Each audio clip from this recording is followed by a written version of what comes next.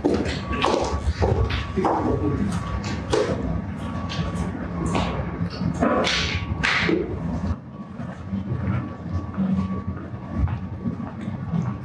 Arianto, selamat datang. Siap. Terima kasih ya.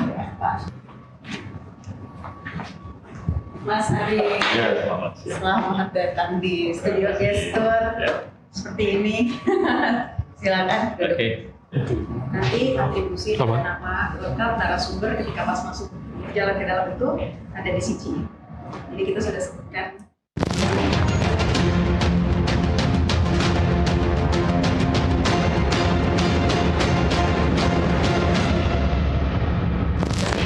Publik kembali menaruh harapan pada reformasi kepolisian setelah tim percepatan reformasi Polri menyerahkan 6 rekomendasi strategis kepada Presiden.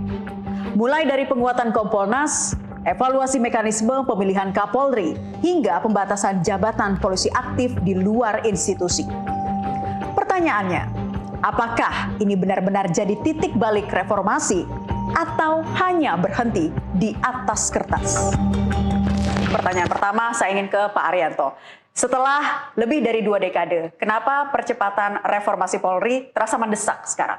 Ya, kemarin itu mendesaknya cukup tuntutan untuk polisi segera direformasi itu kan karena hasil daripada terjadinya kasus huru-hara, saya sebut huru-hara ya tanggal 28 Agustus itu kan gitu. Oke. Sehingga selama ini ya polisi memang sudah disoroti, kinerja polisi memang belum sesuai dengan apa yang diharapkan oleh masyarakat. Itu saya akui. Saya berapa tahun ya di polisi ini, saya jadi polisi itu mulai tahun 71 dari pangkat Barada sampai jenderal. Pensiun saya tahun 2011. Jadi saya melihat perkembangan polisi dari awal dulu sampai terakhir itu ternyata ya itu polisi itu memang sangat jauh daripada harapan yang diharapkan oleh masyarakat. Ya. Gitu. Dan puncaknya dulu ketika tahun perubahan reformasi itu kan, dulu kan polisi kan di bawah militer ya. Sehingga yang menonjol sekali di sana adalah yang militeristik, gaya militeristik itu. Mentak-mentak orang, kemudian dia mau menang sendiri, pokoknya kemudian tidak memperhatikan HAM. Itu ciri yang buruk polisi waktu dulu sebelum reformasi. Sekitar tahun 2002 itu ya? Reformasinya. Kan kita ada reformasi kan, kita kan yang menonjol adalah demokratis dan perlindungan HAM kan. Disitulah polisi rakyat menuntut polisi dipisahkan dari militer supaya berubah. Jadi yang enggak militeristik itu tadi hilang. Karena polisi itu hakikatnya bukan di bidang keamanan, tapi polisi itu adalah di Kamtipmas, lebih menjurus kepada bukan pada pertahanan ya, tetapi pada pelayanan masyarakat itu. Makanya itu harus dia baik dengan masyarakat dan demokratis. Kira-kira itu tuntutan yang pertama kali muncul itu gitu. Nah, lahirnya 6 rekomendasi ini memang karena sistem yang belum selesai dibenahi atau karena kepercayaan publik yang sudah terlanjur menurun. Nah, kalau munculnya yang sekarang ini, tadi saya belum selesai ya, jadi baru sampai pada, saya bilang itu reformasi jilid 1 lah, kalau dulu itu bunyinya gitu. Nah, dari reformasi itu, tuntutan reformasi sesuai dengan reformasi nasional kita itu, polisi dituntut untuk melakukan reformasi waktu itu. Nah, disitulah polisi dulu mereformasi diri, ya, yang itu tadi yang Pak Adang Doro Jatun yang bikin itu tadi. 20 tahun lalu. Iya, 20 tahun lalu. Itu reformasi itu waktu itu meliputi ya, satu instrumental, struktural dan kultural. Itu konsepnya begitu. Jadi yang direformasi adalah instrumental, kultural dan struktural, kultural dan instrumental. Instrumental. Yang mudah dikerjakan adalah instrumental karena kan cuma peraturan dirubah. Jadi polisi dulunya di bawah militer, kemudian sekarang langsung di bawah presiden waktu itu ya, sehingga sampai ke Polda-Polda itu tata kelola itu gampang lah merubah itu. Yang paling sulit adalah soal yang paling sulit itu adalah kulturalnya. Kultural. Ya, karena merubah kultur itu kan tidak seperti itu kan harus pakai internalisasi ya, butuh waktu lama. Gitu. Makanya setelah sampai 20 tahun yang perubahan itu reformasi polisi itu, semua struktural no problem, instrumental no problem, tapi yang problem adalah kulturalnya. Kenapa? Karena di lapangan masih banyak terjadi tingkah laku polisi yang tidak sesuai dengan harapan itu tadi, kurang demokratis lah, tidak melindungi HAM lah, kemudian masih menang-menang sendiri, apalagi di dalam profesional itu menelantarkan kasus, memeriksa dengan kekerasan, menindak para demonstrasi dengan kekerasan. Itulah yang disoroti oleh masyarakat. Sehingga, dan ini mengemuka kemarin ketika terjadi demo yang besar-besaran itu, di mana terjadi korban sampai 11 orang meninggal itu tadi kan. Padahal kalau saya boleh komplain ya, yang meninggal itu 11 itu bukan karena tindakan polisi, tapi orang yang meninggal itu ada karena, kecuali yang ngojol ya, itu akibat daripada tindakan anarkis yang membakar gedung dan sebagainya itu. Tapi dicapkan kepada itu akibat polisi yang brutal kan gitu. Oke lah, kita menerima karena polisi selama ini kurang baik ya. Makanya kemarin ketika ada diusulkan ada reformasi polisi komisi itu, saya sebagai penasihat ahli ya, saya sampaikan kepada Pak Kapolri, Pak, sambil menunggu komisi ini dibentukkan 3 bulan itu belum jadi-jadi ya. Kita bersihkan itu Pak yang kurang baik itu. Karena menurut saya yang kurang baik ini adalah di bidang kultural itu Pak. Saya bilang ya, kalau kultural itu Pak merubah itu tidak sulit Pak kalau kita serius. Kalau kita serius harus ada dan kita bisa nyata, ya? Itu tidak sulit. Baik. Saya pribadi saya bisa menjamin lah gitu. Ya, jadi akhirnya kita bikin perubahan dalam itu selama ini. Alhamdulillah ketika kita komisi jadi dan dia menyampaikan pada rekomendasi pada Pak Presiden tidak jauh daripada apa yang sudah kita kerjakan. Jadi titik baliknya itu ya, dari situ kemudian dilakukan reformasi percepatan internal maupun oleh komisi. Oke. Dari kacamata masyarakat sipil, Mas Arief, melihat sebenarnya problem yang terjadi sekarang ini di institusi Polri itu apa sih? Kalau tadi Pak Arianto menyampaikan masalah kultural, tapi apakah juga ada masalah oknum atau desain kelembagaannya? Iya, kalau kami dari YLBHI dan juga Koalisi Masyarakat Sipil untuk Reformasi Kepolisian, ini koalisi dibentuk 2 tahun yang lalu, kita melihat bagaimana kepolisian kok jauh dari harapan dan cita-cita reformasi, ya. Jadi polisi sipil, demokratis, dan juga menjunjung tinggi HAM, tentu profesional independen, itu yang kita harapkan ya.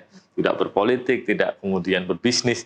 Tapi yang terjadi kan dalam beberapa tahun terakhir ya, 10 tahun terakhir ini kita melihat justru arahnya menyimpang kepada tujuan bagaimana kita berharap reformasi Polri di tahun 2002 lah ya, ada undang-undang baru pasca reformasi.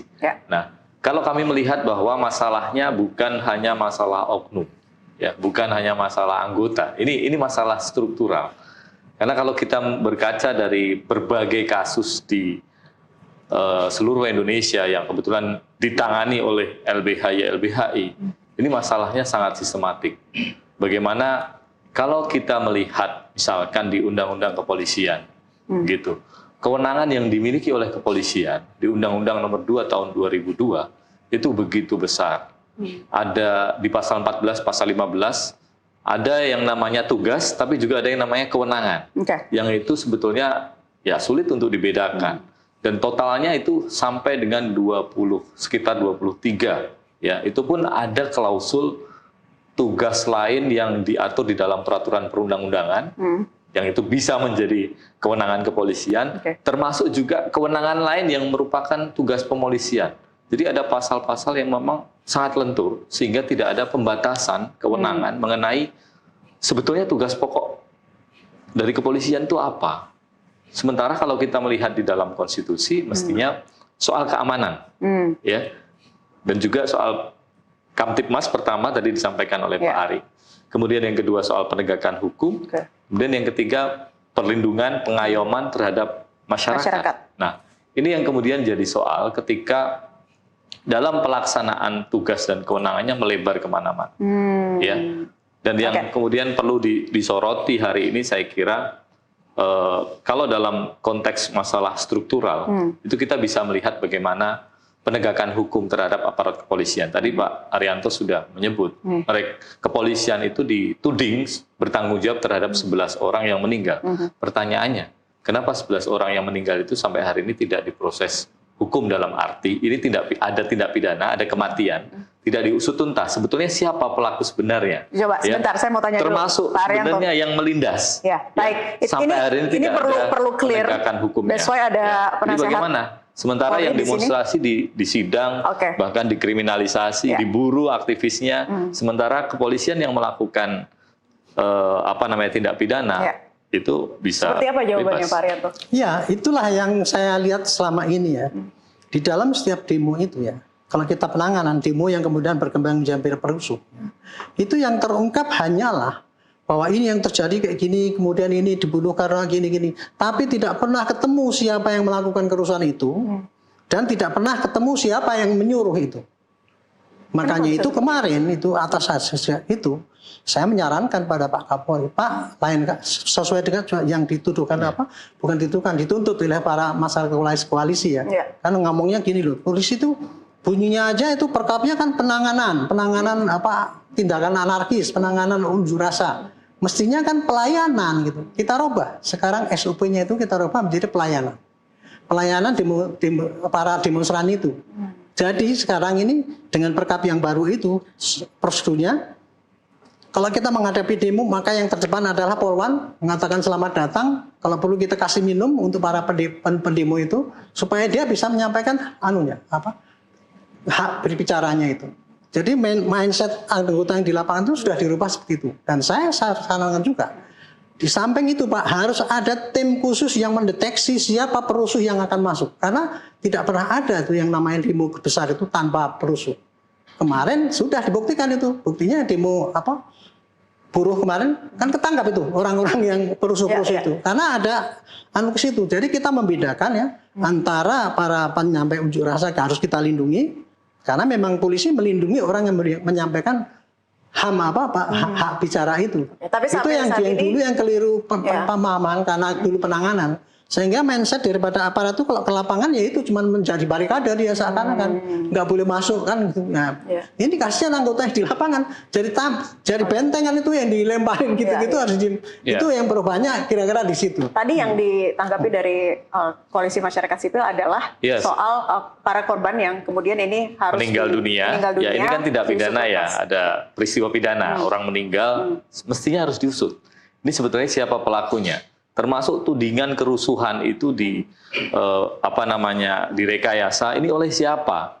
Kami di Koalisi Masyarakat Sipil itu sampai membentuk tim investigasi. Kenapa? Karena pemerintah negara dalam hal ini presiden saat itu kita minta untuk membentuk tim investigasi independen untuk membongkar sebetulnya kenapa demonstrasi yang awalnya damai dan memang menentang beberapa kebijakan yang tidak adil begitu ya berujung pada kerusuhan yang ya kalau kita kemudian investigasi hasilnya memang ini bagian dari rekayasa dan bahkan kami menemukan ini ada dugaan keterlibatan BAIS, TNI, tapi kemudian tidak pernah diusut sampai hari ini. Ini yang kemudian mengakibatkan akhirnya yang dituduh ya aparat penegak hukum. Sementara penegak hukumnya itu kepolisian yang berwenang menyidik siapa? Kepolisian, tapi itu tidak dilakukan sampai hari ini. Dan yang sangat problematis penegakan hukumnya timpang.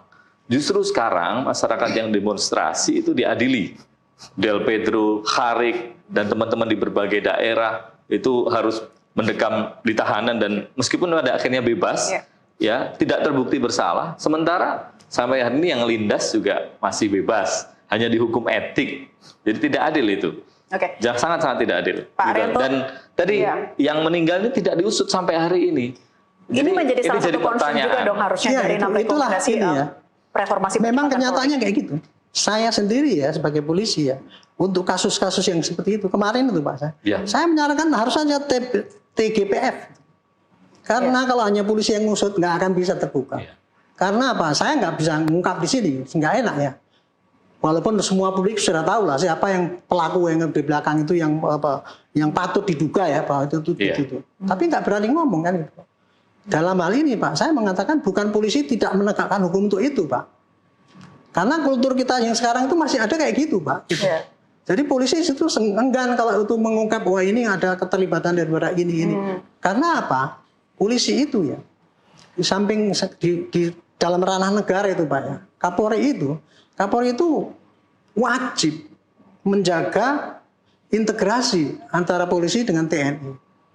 Sehingga apabila ada sesuatu hal yang kurang baik di sini, pasti ini tidak akan berani secara vulgar menyampaikan itu. Itulah kendala yang dihadapi oleh polisi ya. Jadi makanya itu kenapa ini tidak terbuka itu bukan karena penegak hukum nggak mau itu Pak. Berat sebelah bukan. Tetapi memang kondisinya memang seperti itu Pak. Saya sampaikan tadi ya. Di dalam setiap demo itu yang nyuruh itu pasti nggak akan ketangkep deh. Sama juga siraman air keras kemarin itu saya bilang, ini kalau nangkep pelaku di lapangan gampang.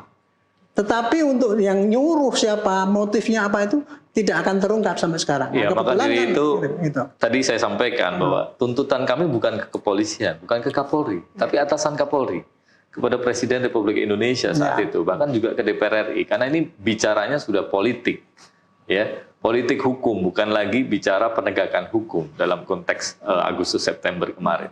Dan yang menarik hari ini kalau kita bicara masalah struktural di kepolisian juga, Mbak, ini kita menyaksikan fakta bahwa kepolisian ini makin kesini bukan terlihat sebagai alat negara untuk melindungi keamanan, ketertiban, ya, melindungi hak-hak warga negara. Tapi yang terjadi justru menjadi alat kekuasaan, ya, alat politik, alat ekonomi, yang itu tergambar dalam berbagai kasus. Ya, sekarang kita bisa menyaksikan bagaimana praktek, ya, misalkan kepolisian hari ini masuk ke wilayah-wilayah yang bukan urusan keamanan dan ketertiban, bicara soal urusan pangan, ya, ikut kemudian menanam jagung, kemudian ikut dalam bagian MBG, membangun banyak dapur SPPG, yang itu tidak ada kaitannya sama sekali dengan kerja-kerja keamanan ketertiban. Itu kalau bukan karena tarikan-tarikan politik, itu bagaimana? Terus bagaimana kasus-kasus kepolisian jadi backing tambang, ya, kepolisian jadi backing narkotika dan lain sebagainya di beberapa kasus yang memang sudah terbukti. Nah, ini jadi persoalan yang saya pikir sangat fundamental. Makanya saya katakan ini bukan soal oknum, bukan soal individu anggota, tapi ini soal sistem. Ini jadi tantangan. Dan 6 rekomendasi yang saat ini sudah dipercepat begitu, menurut Anda menjawab keresahan dari masyarakat sipil? Saya kira belum menjawab. Di mana titik belum menjawabnya? Ketika kemudian kita melihat masalahnya adalah masalah struktural, apakah 6 rekomendasi yang diberikan itu menjawab masalah struktural yang ada? Ya, kalau kami melihat ada beberapa rekomendasi yang cukup bagus. Di antaranya soal? Dalam hal bagaimana pembenahan kultural, begitu ya. Dan juga bagaimana penguatan Kompolnas, itu cukup bagus. Tapi bagaimana positioning kepolisian dalam struktur ketatanegaraan di bawah presiden, ini kemudian tidak menjadi perdebatan yang bisa kemudian jadi rekomendasi. Kemudian yang kedua, soal kewenangan kepolisian yang begitu besar, sebagaimana saya katakan tadi, besar sekali kewenangannya di dalam undang-undang kepolisian itu. Bahkan sekarang ditambahi dengan kewenangan-kewenangan lain yang masuk ke wilayah di luar tupoksinya, ya. Ya, dan ini sementara pengawasannya sangat lemah sekali hari ini. Itu yang menjadi harapan dari koalisi masyarakat. Kita berharap ada pembatasan kewenangan. Pembatasan kewenangan ini kan juga itu sangat penting. Ya, kalau terkait dengan pengawasan kan akhirnya diberlakukan bahwa Kompolnas akan tidak dari lembaga internal begitu ya, Pak Arianto. Tapi gimana nih? Boleh saya tanggapi ini ya. Silakan ditanggapi. Jadi termasuk juga salah satu rekomendasi yang pembatasan polisi aktif di jabatan sipil, Pak Arianto. Oke, jadi saya tadi lupa ya karena hanya menekankan pada kultural doang gitu ya. Seakan-akan itu. Tapi padahal gini, reformasi ini adalah suatu koreksi. Koreksi untuk memperbaiki hal-hal yang kurang di polisi. Yang kurang di polisi itu tadi secara garis besar, kalau saya bilang itu adalah di bidang kultural. Tetapi bukan di bidang kelembagaan nggak ada. Kalau kita bisa rinci ya kemarin itu ya. Apa yang menjadikan kekurangan polisi yang perlu direformasi itu saya catat ini. Satu, karena ada kekerasan yang eksesif. Yang kedua ini budaya negatif. Ya. Yang kedua adalah militeristik. Itu harus berubah menjadi sipil. Kemudian budaya koruptif. Polisi itu di mana-mana kan masih banyak koruptif, pungli dan sebagainya gitu.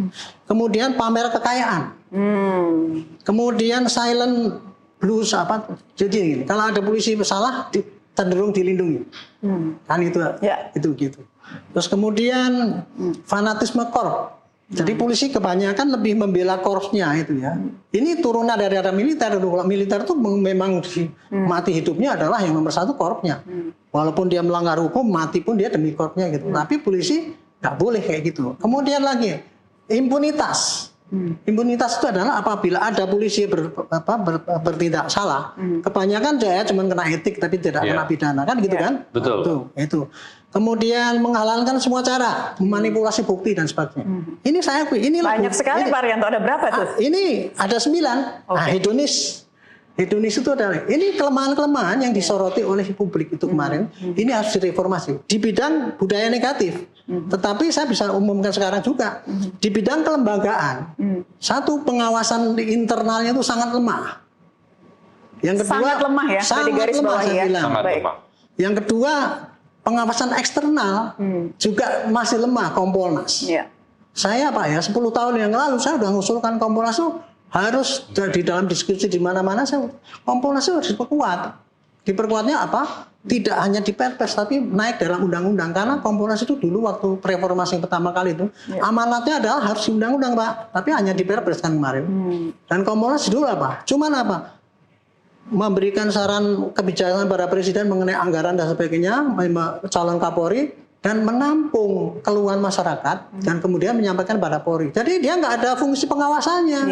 Nah makanya kemarin kan ada yang apa tuh, pengawasan Kompolnas itu harus betul-betul bertaji kan gitu kan, diusulkan gitu. Saya setuju itu, karena apa? Kompolnas kalau tidak dikasihkan kewenangannya kayak gitu, polisi itu ya Mbak, kenapa sangat rawan dengan pelanggaran? Karena polisi itu sangat dikasih kewenangan yang sangat luar biasa, namanya diskresi. Itu tadi Pak, saya kewenangan bukan hanya bidang-bidang itu tadi, tapi diskresi itu. Diskresi itu adalah kewenangan dari semua anggota polisi, Bu. Nggak usah pakai jenderal. Pangkat Barada yang baru di DM 6 bulan itu, begitu saya dulu bekas tamtama ya. Begitu saya didik, pangkat Barada, 4 bulan saya pendidikan, di lapangan saya sudah mempunyai kekuasaan untuk bisa nangkap orang. Bisa kalau yang curang juga mendenda orang, menahan. Itu kenyataan kayak gitu. Itu jadi polisi itu Pak sangat luas sekali diskresi, sehingga butuh pengawasan yang sangat luas Pak. Definisi daripada korupsi adalah ya, apabila kewenangannya terlalu tinggi, diskresinya terlalu longgar, tapi pengawasannya lemah, pasti terjadi korupsi. Itulah yang terjadi di lingkungan polisi ini. Makanya saya dari dulu, hanya orang polisi dalam itu, saran saya adalah pengawasan polisi harus diperkuat itu, dilipat gandakan, yang sekarang pun juga gitu. Itu makanya jadi terus kemudian kelembagaan yang kelemahan lagi ya. Kita penanganan perkara, tugas penegakan hukum tadi bertele-tele kan, sehingga timbul no viral no justice. Karena banyak polisi yang di lapangan dilaporkan, kemudian dilaporkan itu kemudian nggak tidak lanjuti. Itu contoh. Jadi di kelembagaan ada kelemahan juga itu Bu, tadi kalau disebutkan sistem itu ya. Di samping kulturalnya itu budaya negatif, di lembaga-lembagaan juga ada yang negatif itu tadi. Makanya inilah yang harus diperbaiki. Kita setuju ya, 2 poin tadi, struktural dan juga kultural. Kelembagaan. Mas Arief, jadi menanggapi no viral no justice, ini terakhir ya sebelum jeda. Gimana nih yang harus dibenahi dari institusi Polri? Jangan sampai kemudian kepercayaan publik semakin menurun dengan adanya adegium seperti no viral no justice. Iya, pada akhirnya no viral no justice jadi kenyataan hari ini. Kalau kasus itu tidak viral, menjadi perhatian dan sorotan publik di media sosial, ya tentu kemudian tidak akan ada tindak lanjut. Dan ini saya kira buruk bagi penegakan hukum ke depan, karena tidak semua orang bisa mendorong kasusnya viral, ya. Meskipun menjadi salah satu alternatif ya, cara publik untuk menegakkan keadilan adalah membuatnya viral. Tapi tadi persoalannya tidak semua kasus bisa viral. Ketika kemudian tidak viral, masa tidak dapat keadilan? Oleh karenanya, mesti penegakan hukum itu fair. Penegakan hukum itu tidak diskriminatif. Dan itu tugas dan tanggung jawab aparat penegak hukum, khususnya kepolisian. Cuma tantangannya hari ini yang jadi persoalan. Kita punya hukum acara pidana, yang ini mestinya menjadi undang-undang kunci bagi dorongan penegakan hukum yang adil dan tidak diskriminatif. Sayangnya memang di dalam Kitab Undang-Undang Hukum Acara Pidana ini, nah ini belum kemudian memperkuat pengawasan terhadap proses penegakan hukum oleh kepolisian. Justru yang terjadi adalah tadi seperti apa yang disampaikan Pak Arianto. Kewenangan kepolisian itu besar sekali dan mestinya diskresinya juga luas. Kalau tidak ada transparansi, akuntabilitas, tidak ada pengawasan, akan terjadi korupsi. Itu kan rumusnya Lord Acton ya, sama Klitgard ya. Jadi praktek kesewenang-wenangan, penyalahgunaan kewenangan itu pasti akan terjadi ketika kemudian tidak ada pengawasan, tidak ada transparansi, akuntabilitas. Dalam proses penegakan hukum, khususnya di hukum acara pidana kita, kepolisian justru ditambah kewenangannya begitu luar biasa. Dalam tahap penyelidikan sudah bisa melakukan pengamanan barang bukti dan juga keterangan, bisa melakukan wawancara, yang dalam praktek hari ini seperti panggilan klarifikasi, panggilan di kantor kepolisian, meskipun belum ada tindak pidananya sama sekali, sehingga ini rentan untuk kemudian disalahgunakan. Dan bukan hanya itu, kewenangan polisian ditambah seperti untuk melakukan penyadapan, ya, melakukan pemblokiran, melakukan travel warning, larangan bepergian ke luar negeri, dan beberapa kewenangan-kewenangan lain yang itu saya kira luar biasa. Kalau sampai tidak ada pembatasannya, ini akan mengakibatkan abuse of power. Dan itu terbuka sekarang dalam proses penegakan hukum. Dan satu lagi, kepolisian diberikan posisi sebagai penyidik utama yang membawahi penyidik pegawai negeri sipil dan penyidik tertentu di kementerian dan lembaga. Jadi posisinya sangat-sangat strategis, bahkan untuk melakukan penangkapan, penahanan, penyitaan terhadap, atau bahkan penyidikan secara menyeluruh, itu harus atas koordinasi dan pengawasan kepolisian. Artinya kalau demikian posisinya dalam proses penegakan hukum, kalau sampai tidak ada pengawasan yang kuat, yang efektif, ya, tadi disampaikan pengawasan internalnya sangat lemah, tidak efektif, dan terbukti dalam berbagai kasus. Kompolnas ternyata bukan lembaga independen dan bukan lembaga pengawas, dia lebih sebetulnya lembaga konsultatif ya Pak ya, yang memberikan saran masukan. Dan ini harus dibenahi, ini harus dikoreksi, ini belum ada.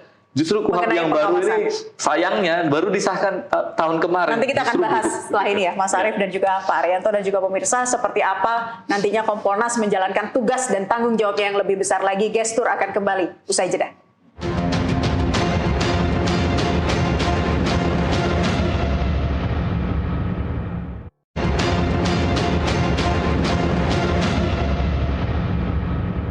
Salah satu usulan paling krusial dalam reformasi Polri adalah penguatan Komisi Kepolisian Nasional. Kompolnas tak lagi sekedar memberi masukan, tapi diusulkan punya kewenangan pengawasan hingga keputusan yang mengikat. Pertanyaannya, seberapa siap Kompolnas menjalankan peran, tugas, dan tanggung jawab yang lebih besar ini? Pak Arianto, tim reformasi mengusulkan penguatan pengawasan eksternal, bahkan sampai keputusan yang mengikat. Apakah institusi Polri siap diawasi lebih ketat? Dalam hal ini ya udah polisi adalah nggak ditanya gitu apa siap apa tidak. Polisi harus menaati apapun yang diputuskan oleh pemerintah untuk meningkatkan pengawasan di luar itu. Karena saya sendiri sebagai orang dalam polisi itu mengaminilah bahwa pengawasan yang dilakukan Kompolnas selama ini itu menurut saya, bahkan dulu saya istilahnya Kompolnas ecek-ecek, itu dulu saya harus diperkuat. Karena apa? Kompolnas waktu itu sebagai pengawas dia tidak punya daya apa-apa untuk memaksa pada orang yang diawasin itu. Ibarat orang ngawasin anak nakal ya Bu ya. Kalau dia itu tidak boleh jewer gitu, maka pasti akan diabaikan kan sama yang bawah. Nah itulah yang terjadi di Kompolnas waktu yang dulu. Karena Kompolnas yang dulu itu hanya di bawah Perpres. Dan tugas pokoknya adalah memberikan saran strategis mengenai pendanaan, kemudian menyarankan pada Presiden untuk siapa calon Kapolri, dan menerima keluhan masyarakat apabila ada pengaduan. Akhirnya apa? Kompolnas ya cuma memonitor, menyampaikan pada polisi. Tidak ada apa-apanya. Nah, makanya sekarang kan istilahnya saya lupa tadi apa. Pokoknya apapun yang disampaikan oleh Kompolnas harus bisa dilaksanakan kan itu. Hanya dengan kewenangan yang seperti itu, maka daya greget Kompolnas itu kepada polisi akan dihargai oleh polisi yang di lapangan. Seperti apa Mas Arief penguatan Kompolnas yang diharapkan Koalisi Masyarakat Sipil? Saya pikir rekomendasi ini kan memang memperkuat Kompolnas. Tapi pertanyaannya adalah apakah DPR RI dan juga khususnya Presiden Republik Indonesia mau melaksanakan rekomendasi ini? Ya. Harus mau kalau tadi kata Pak Arianto. Presiden ini. Ya. Kalau Polri harus mau, karena dalam negara demokrasi, Polri, TNI, dan lembaga lain itu adalah alat negara. Jadi kalau negara mengambil keputusan dalam hal ini adalah Presiden dan juga DPR-nya mengambil keputusan ya harus dilaksanakan, karena ini demi Republik, demi masyarakat luas. Nah, dalam konteks itu yang kemudian menjadi catatan. Dorongan untuk reformasi kepolisian, salah satunya pembentukan Kompolnas, itu sebetulnya sudah lama. Kompolnas yang independen, Kompolnas yang memiliki kewenangan yang kuat dalam pengawasan terhadap kepolisian, itu memang yang diharapkan pasca reformasi. Tapi memang belum terwujud.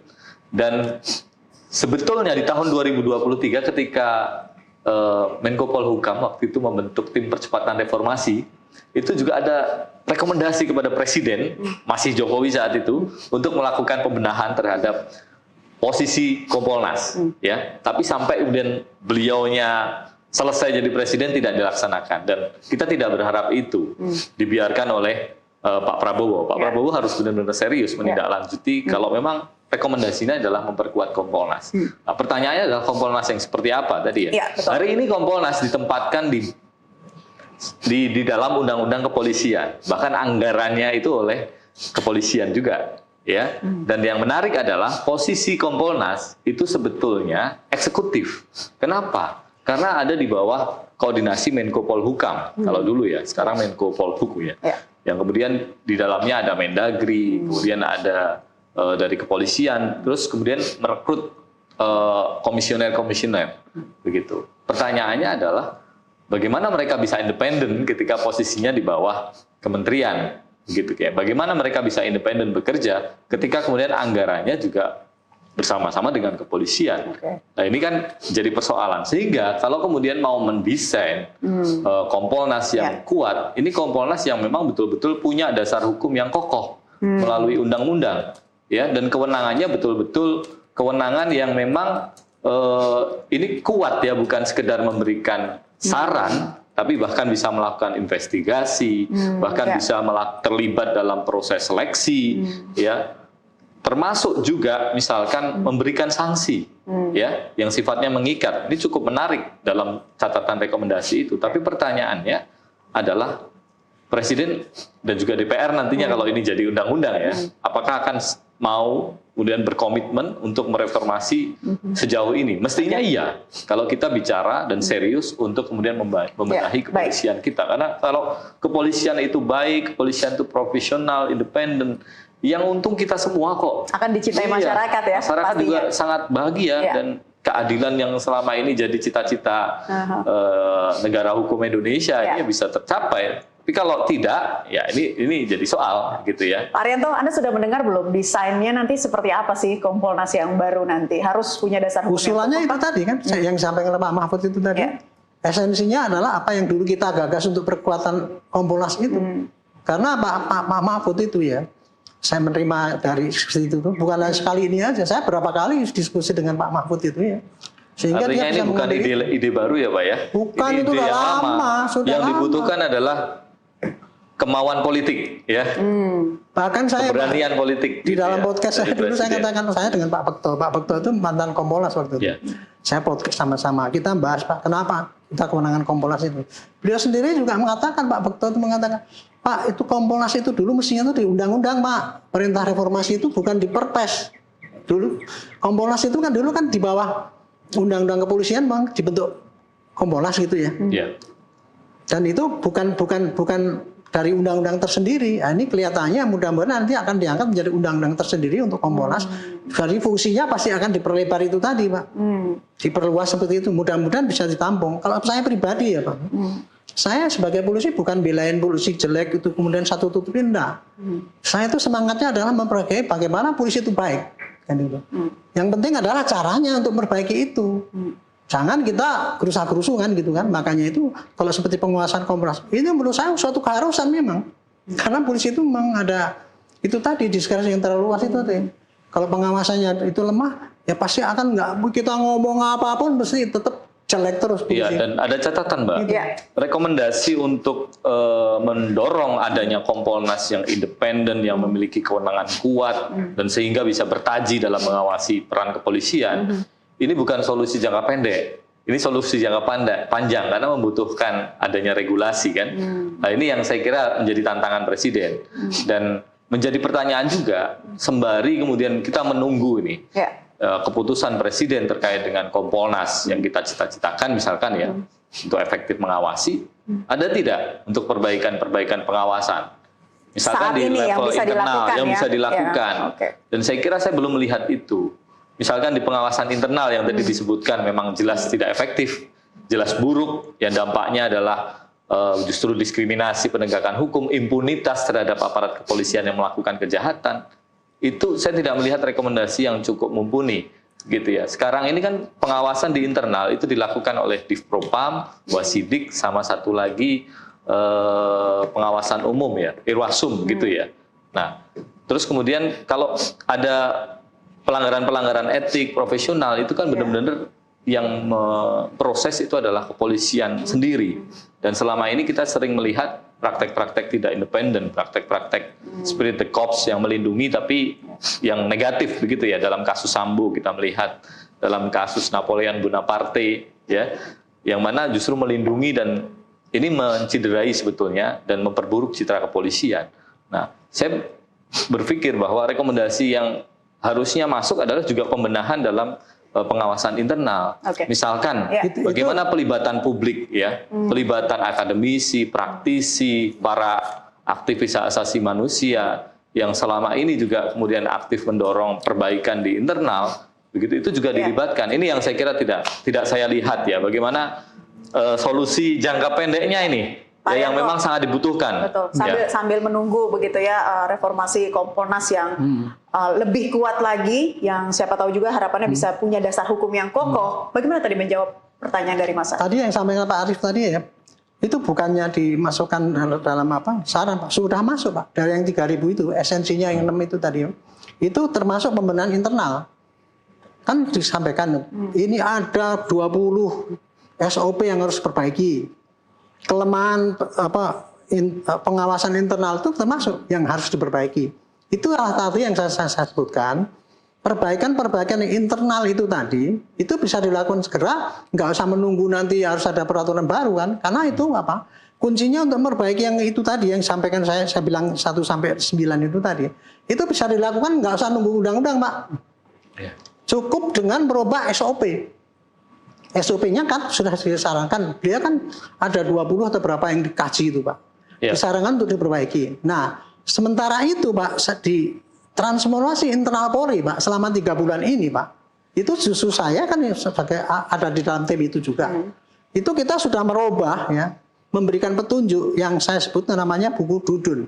Buku yang do boleh dan don't tidak boleh. Singkat, pointers. Saya bikin ada 30 judul. Buku Dudun itu. Judulnya adalah nomor 1, bagaimana merubah militer menjadi sipil, sikap militer. Kemudian bagaimana doktrin, bagaimana HAM. Jadi bagaimana mengenai tadi untuk meningkatkan pelayanan supaya tidak boleh diterlantarkan. Itu ada itu Pak, itu. Ada 30 itu kemarin dan kita sudah gelontorkan ke wilayah di mana petunjuk yang simple itu dibentuk dalam digital. Sehingga bisa dimasukkan di dalam HP masing-masing. Sehingga selama ini, kalau selama ini ya kelemahannya, Ibu tadi pernah menanyakan pada saya, kenapa kok nggak bisa jalan? Itu karena kalau saya sebagai pelaksana di lapangan, karena selama ini anggota yang di lapangan itu Bu, jarang yang membaca juklak itu. Bagaimana jangan memastikan bahwa jangan hanya di atas kertas saja. Tapi bisa kenapa begitu ya? Karena juklak yang lama kan pakai tulisan pakai buku-buku gitu.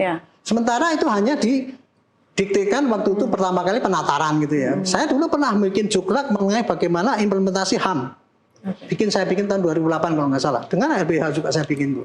Bagus katanya Bu Aris Kirosis dulu tuh bagus itu. Tahun 2009 implementasi. Kenapa itu lengkap? Karena apa? Saya bikinnya melibatkan semua itu. Saya kira tidak cukup di situ. Contohnya kayak gitu. Seperti rekomendasi itu ada yang bagus. Makanya saya katakan secara kultural bagus Pak Arianto. Mungkin belum disampaikan soal bagaimana rekrutmen. Ya. Dan itu juga pendidikannya, kurikulum pendidikan kepolisian ini jangan militeristik lagi dong. Betul. Hari ini kalau itu sudah polisi itu kan didorong jadi polisi sipil, wataknya sipil. Sekarang kan gayanya masih gaya militer sekali begitu ya. Dan saya kira itu yang harus dikurangi, termasuk penggunaan senjata yang istilahnya berlebihan sekali, penggunaan kekuatan yang berlebihan yang berakibat pada pelanggaran hak asasi manusia. Paling banyak di kasus demonstrasi, termasuk juga dalam penegakan hukum, ya extrajudicial killing, penyiksaan dan lain sebagainya. Ini penting makanya kurikulum pendidikannya. Tadi disampaikan bahwa pendidikan di level Tamtama Bintara itu hanya di bawah 1 tahun. 4 bulan. Bahkan 4 bulan sekarang. Ini bagaimana kita bisa belajar hak asasi manusia dalam konteks 4 bulan? Apakah lebih banyak nanti latihan fisiknya dibanding pemahaman mengenai hukum, hak asasi manusia, soal demokrasi, soal negara hukum yang justru harus diperkuat. ya, dan rekrutmennya juga harus bersih, harus jujur, transparan, begitu, tidak koruptif begitu ya. Yang ini selama ini jadi catatan masyarakat juga, sehingga bibitnya saja dipertanyakan bagaimana nanti dalam kualitas kerja profesional. Jadi saya kira dalam konteks pembenahan kultur di sektor itu sangat-sangat fundamental, sangat penting. Selain tadi yang disampaikan oleh Tapi masalahnya Pak adalah Arianto, kalau berbicara mengenai kultur lagi-lagi itu kan tidak sebentar, tidak sehari dua hari. Tidak sehari dua hari. Kira-kira gimana nih Pak Arianto Saya, Bu, menjawabnya? saya tidak setuju dengan perubahan kultur itu adalah tidak bisa cepat. Ya memang kalau kultur sangat gede ya.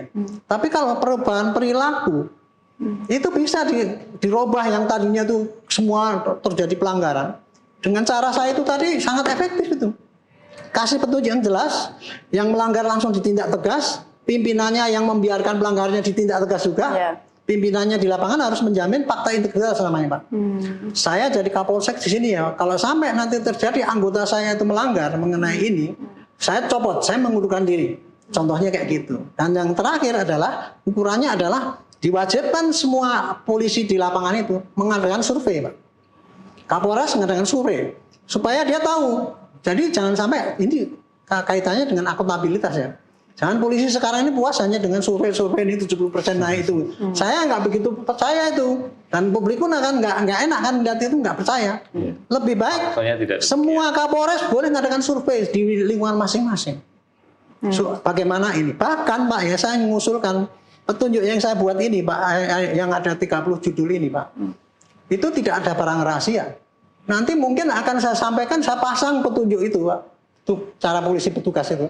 Tak taruh di terminal bis, di pasar, supaya orang bisa tahu. Oh ini yang boleh begini, yang nggak boleh begini. Sehingga kalau ada anggota yang salah, bisa negor masyarakatnya itu. Itu salah satu contoh Bu, menjamin. Ibu tadi tanya ya. Saya mengatakan, merubah perilaku di lapangan itu tidak segitu sulit kalau pengawasannya kuat dan kita betul-betul menerapkan. Tadi memang isunya kan soal kecepatan merubah kultur ya. Saya setuju kalau memang kita melakukan akselerasi dan itu butuh komitmen yang serius ya, dan dukungan politik yang kuat. Nah itu yang kita butuhkan Pak. Ya, dan hari ini, nah ini yang kita kemudian tuntut kepada Presiden Republik Indonesia sebagai kepala negara, kepala pemerintahan yang harusnya memang mendengar suara Tuhan, suara masyarakat ya, yang ingin kemudian kepolisiannya baik. Nah ini kemudian diwujudkan. Dan tadi pembenahan-pembenahan yang seperti Pak Arianto sampaikan, saya kira ini yang memang harus dilakukan benar-benar dan dikawal ya Pak ya. Karena kalau tidak dikawal, tidak kemudian dijaga benar, ya ini akan belok lagi. Karena watak kekuasaan itu akan korup ya, watak kekuasaan itu akan menyimpang kalau tidak ada kontrol, tidak ada pengawasan yang memang dilakukan. Dan saya ingin melihat bahwa masalah di kepolisian khususnya yang sangat struktural itu memang soal sangat militer, watak militer ya. Militeristik sekali. Jadi pendekatannya kekerasan. Makanya setiap kali demonstrasi mereka melihat demonstran itu musuh negara, bukan sebagai warga negara yang sedang menyuarakan aspirasi, menjaga demokrasi, mengingatkan para penguasa. Tidak seperti itu. Ini yang jadi soal praktek-praktek kekerasan ya. Yang memang ini jamak terjadi, misalkan kalau dalam demonstrasi tadi BRIMOB diturunkan, padahal BRIMOB itu pasukan khusus untuk mengatasi kejahatan-kejahatan yang serius ya. Tapi diturunkan, saya bersyukur kemarin di aksi May Day Pak, Arianto sudah nggak kelihatan teman-teman BRIMOB. Ya, dan memang harus begitu. Tetapi masih ada catatan, menangkap acak orang-orang yang baru mau jalan. Gara-gara pakai baju hitam, tapi kemudian di stigma, diidentifikasi kalau baju hitam pasti perusuh. Ditangkap-tangkapin. Bukan gitu, Pak. Sampai 70. Itu bukan gitu. Yang kami berdasarkan gini kami ya, juga Pak. dapat laporan, Pak. Jadi mungkin saya sampaikan. Saya sangat gitu ya. Ada penangkapan yang mungkin tidak tepat. Ini gini, Pak. Itu tadi sudah ditangkap oleh Pak Arianto. Silakan, Pak.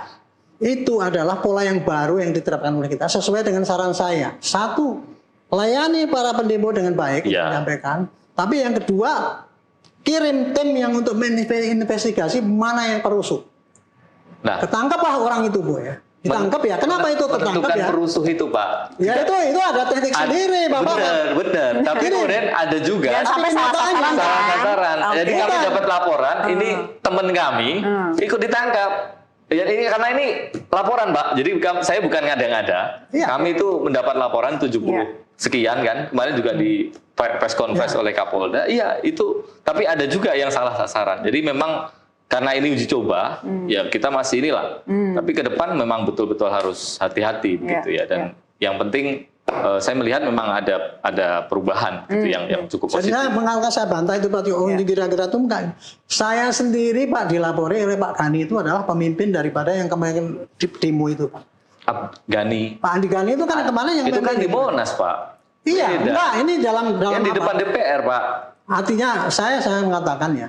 Iya. Kemarin kita berhasil menangkap orang itu ya, karena itu tadi Pak, sebelumnya itu kita aware pada siapa penyusup, kena semua Pak dengan barang bukti yang ada. Itu contohnya kayak gitu. Adapun kalau di Monas kemudian ada kesalahan Pak Gani, saya nggak tahu. Ini di depan DPR Pak. Oke. Demo saat itu terpecah. Nah, itu ya. saya hubungan dengan itu Pak ya. Saran saya pada Bapak Kapolri ya, bagaimana mengatasi itu. Satu, saya sudah menyarankan ya, Pak, mulai sekarang polisi jangan lagi dikasih senjata tajam, senjata api. Betul. Gantilah senjata itu dengan senjata HAM. Jadi judulnya Pak bukan senjata api Pak, senjata pelumpuh. Itu sudah saya sarankan, makanya saya sangat sayang kok di lapangan belum udah mau maju ke depan. Jangan, karena begini Pak ya, saya ini jadi polisi ya Pak, sejak tahun 2001 itu saya sudah memimpin di Kapolda depan. Saya menghadapi sana daerah rusuh Pak, di Poso itu Pak. Saya perintahkan anggota nggak boleh pakai senjata Pak, dan senjata itu harus simpan tetap di truk gitu. Dan itulah karakter ini saya udah polisi nyarankan sipil, gitu Pak ya. Itulah karakter polisi sipil demokratis. Ya, kalau saya sih nggak menunjukkan pada karakter sipil, tapi saya menyadari bahwa kita tuh dalam rangka melindungi HAM itu tadi Pak. Kalau kita masih dipersenjatai dengan senjata api Pak, tidak akan mungkin pure daripada kesalahan Pak. Makanya harus begitu. Polisi sekarang apa ya? Nangkap satu orang aja, orang kecil, harus digebukin gitu baru di gitu. Nah, itu. Ya, itu Kenapa nggak dikasih penjerat Pak? Kalau polisi itu dikasih penjerat kan tangkap nggak terjadi gitu.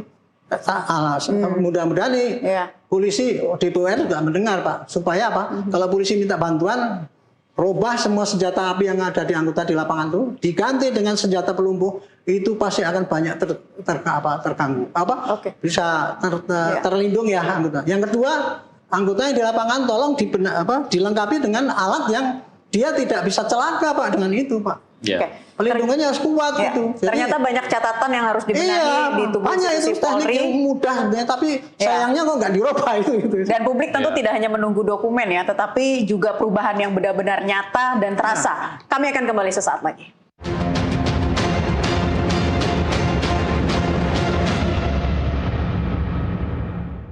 Mari datang dan ramaikan Kartini Leaders Fest 2020. Rekomendasi sudah diserahkan, peta jalan juga sudah mulai disusun. Tapi publik tentu tidak hanya menunggu soal dokumen, melainkan perubahan yang benar-benar nyata. Pertanyaannya, kapan hasil konkret bisa dapat dilihat? Pak Arianto, dalam 6 bulan ke depan dari reformasi institusi Polri ini, perubahan apa sih yang paling realistis yang mungkin sudah akan bisa ada arahnya, ada titik terangnya yang bisa dilihat oleh publik? Saya hanya berharap ya, saya itu dulu 3 bulan yang lalu itu saya sudah menyarankan para Polri untuk pembenahan internal itu. Sebetulnya selama 3 bulan sampai 6 bulan ini sampai sekarang ini, sebetulnya kita bisa merubah itu Bu, perilaku yang di lapangan tadi. Kalau saran saya tadi dilaksanakan. Tapi sampai sekarang kan gelorannya belum kelihatan. Belum disampaikan menyeluruh pada yang di wilayah. Makanya itu kalau saya bilang ya, harusnya ke depan ini yang saya harapkan adalah polisi menyampaikan pada publik. Ini loh yang sudah saya kerjakan selama ini, gitu. Tolong dicek di lapangan. Mau kita itu begini, gitu. Terus kemudian pelaksanaan di lapangan masih ada nggak yang jelek? Kalau ada yang jelek, tolong laporkan pada saya sehingga saya masih juga bisa saya perbaiki. Apakah ini cara saya yang salah atau anggota yang di lapangan yang kurang tegas? Misalkan, jadi selama ini gimana kalau pandangan Anda? Apakah caranya yang salah atau memang yang di lapangan yang kurang tegas? Kalau selama ini sih, saya kembali ya. Selama ini aturan-aturan itu sudah bagus seperti tadi Pak, itu aturan mengenai pemilihan presiden itu harus pakai DPR kan itu idealis sih Pak. Cuman kan semua ini sebenarnya prakteknya di lapangan itu tidak sesuai dengan teori itu yang ada gitu. Gimana sih caranya Pak supaya di lapangannya itu memang bisa benar-benar kalau supaya di lapangan itu sesuai dengan ada dari pihak polisi sendiri terbuka ini loh. Ini prinsip-prinsip yang kita kerjakan pada anggota kayak gini, tolong cek kalau salah, tolong sampaikan pada saya. Jangan kalau ada kesalahan anggota di lapangan baru dilaporkan bahwa itu kesalahan gitu. Tapi ya prinsipnya polisi harus bisa membuktikan bahwa saya sudah berusaha untuk memperbaiki gini ya. Inilah caranya, dan kemudian nanti tolong lihat di lapangan. Yang ngecek bukan saya, tapi orang yang di lapangan, masyarakat. Sampaikan, polisi buka posko khusus pengaduan mengenai transformasi reformasi polisi, apapun disampaikan. Dan kemudian apapun keluhan itu harus segera polisi siapkan tim khusus untuk menindaklanjuti apa itu. Jadi jangan sekarang silakan lapor, tapi begitu lapor cuma tulali itu aja kan gitu. Yang saya harapkan yang ke depan ini, karena mengapa begitu Bu? Karena kemarin ya yang disampaikan oleh komisi DPR itu komisi independen itu kepada presiden itu tidak jauh daripada apa yang kita kerjakan di internal, kecuali yang eksternal ya gitu. Seperti Kompolnas diperkuat sama dengan kita jalan kayak gitu. Jadi intinya menurut saya sih 8 ke depan ini mudah-mudahan polisi melihat bahwa publik ingin melihat penerapannya kan. Itu yang penting kan gitu kan ya. Polisi harus menjamin bahwa itu sudah berubah. Makanya itu jaminannya adalah tolong dikontrol. Kalau ada yang kurang berubah, tolong sampaikan pada kami akan koreksi pada yang tidak berubah itu. Kira-kira itu kalau harapan saya sih kayak gitu. Mas Arief, bentuk red flag yang selama ini harus kemudian diawasi oleh publik lagi agar reformasi ini benar-benar bukan hanya di atas kertas. Ya, saya kira sekali lagi kita mengingatkan kepada Presiden, ya. Tuntutan untuk reformasi Polri bukan sekali dua kali didorong, tetapi sudah berkali-kali. Ya, dan ini momentumnya, dan ada rekomendasi yang cukup baik begitu ya, meskipun banyak catatan bagi koalisi masyarakat sipil untuk reformasi kepolisian ya. Nah, jadi kita harus tagih kepada Presiden, termasuk kepada DPR RI untuk kemudian menjalankan peran pengawasanannya. Jadi DPR RI ini kan perwakilan masyarakat, yang mestinya kemudian juga mengontrol pemerintah. Ya, meskipun hari ini kita tahu komposisi di DPR paling banyak memang partai penguasa, tetapi tetap harus menjalankan mandat masyarakat untuk mendorong perbaikan penegakan hukum, termasuk kepolisian dan aparat penegak hukum yang lain, mestinya juga termasuk militer begitu ya. Ini yang mesti kemudian dilakukan sehingga nantinya rekomendasi ini tidak lagi-lagi menjadi pepesan kosong gitu ya. Seolah-olah menjadi harapan besar buat masyarakat, menjadi angin segar buat masyarakat, tetapi kemudian tidak menjadi apa-apa. Nah, ini yang kemudian penting untuk dicatat. Dan saya kira, ya, rekomendasi yang disampaikan ini bukan rekomendasi satu-satunya. Ya, masyarakat juga punya banyak tuntutan, banyak kemudian masukan, perbaikan terhadap kepolisian ya. Presiden mesti mendengar juga, ya, meskipun tim ini adalah tim formal yang dibentuk oleh Presiden, tapi Presiden juga harus membuka diri terhadap masukan. Kami melihat masalah depolitisasi kepolisian, ya, bagaimana polisi ini betul-betul jadi alat negara yang independen, profesional. Ini belum betul-betul diberikan rekomendasi oleh tim ini. Bagaimana posisi hari ini dalam konteks ketatanegaraan di bawah Presiden itu belum dievaluasi. Padahal kalau kita melihat konstitusi kita, ini kepolisian itu badan-badan lain di lingkungan peradilan.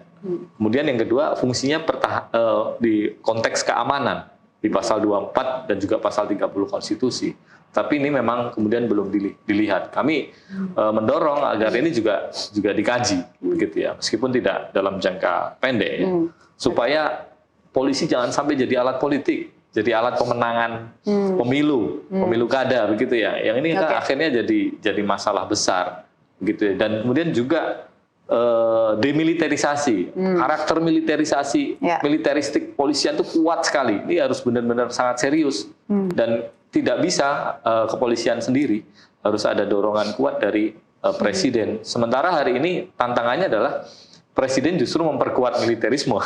Ya, dengan berbagai kebijakan yang memperkuat sedikit yang bisa TNI, kita ambil contoh misalnya dari negara-negara lain begitu ya, terkait dengan tindakan pihak kepolisian ya sebelum kemudian menembak di tempat, misalnya katakanlah, apa sih yang bisa menjadi masukan Anda? Ya, saya kira kepolisian itu sudah punya standar sebenarnya. Tadi sempat disinggung oleh Pak Arianto. Perkap nomor 8 tahun 2009 tentang implementasi HAM. Nah, dan polisi kita ini kan cita-citanya didorong jadi polisi yang demokratis, yang melindungi hak asasi manusia, karakternya sipil gitu ya. Ya salah satu cirinya begitu, dan pendekatan kemanusiaan, pendekatan humanis itu yang mesti kemudian dilakukan dalam kerja-kerjanya. Oleh karenanya, ketika kemudian menghadapi masyarakat, ya nggak boleh pendekatan kekerasan menggunakan senjata itu jadi pilihan pertama atau kedua. Itu pilihan terakhir dan pilihan yang sudah tidak ada jalan lain kecuali menggunakan senjata. Itu diperbolehkan dalam standar hak asasi manusia. Dan itu yang mesti dipedomani dan dilaksanakan oleh kepolisian Indonesia. Dan makanya tuntutan pelucutan senjata kepada kepolisian, khususnya polisi-polisi yang bertugas tidak kaitannya dengan kejahatan, misalnya polisi lalu lintas, polisi yang mengurusi administratif atau yang lain begitu, itu tidak perlu sebetulnya memegang senjata, tidak perlu kemudian dipersenjatai begitu ya. Itu juga bisa diatur. Selanjutnya juga bagaimana pendekatan pengamanan aksi begitu ya, yang hari ini katanya diubah jadi pelayanan. Nah, itu juga harus betul-betul terwujud dalam prakteknya. Jangan sampai BRIMOB diturunkan gitu ya dalam pengamanan aksi, pelayanan aksi begitu ya.